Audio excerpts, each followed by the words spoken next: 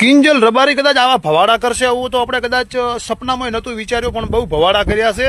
અને કિંજલ દવે પણ એવા એવા ભવાડા કરીને જતી રહી. પછી એવા તો ઘણા કલાકારો અત્યારે સોશિયલ મીડિયાથી આપણે જોવા હરા કે ઘણા કલાકારો બધા આવા બીજી વર્ણમાં લગ્ન કરે છે. એટલે હવે કલાકારો કઈ દુનિયામાં જાય છે અને ચા વસ્તીને ખેંચીને જાય એ મને કોઈ સમજાતું નથી. કે આપણે તો સપોર્ટ કરીને આપણે એને એમ થાય કે આપણે દીકરી છે ને બેન દીકરી આપણી સમાજની છે એમ કરીને આપણે સપોર્ટ કરો ને એ આપણા મોઢા ઉપર એવી લાત મારે છે ને એટલે મોઢું કાઢવા લાયક રાખતા નથી. એટલે હું તો 18 વર્ણને કહેવા માંગુ છું કે આ રબારી સમાજનું એકનું નથી, 18 વર્ણમાં નવું બનતું આવે છે. એટલે બધા સાથ સહકાર સપોર્ટ આપો અને 18 વર્ણને એક થવાની જરૂર છે. તમે જો આવી રીતે તિરાડું પાડશો ને તો ક્યારેય તમારું સનાતન ધર્મ ટકવાનું નથી હો.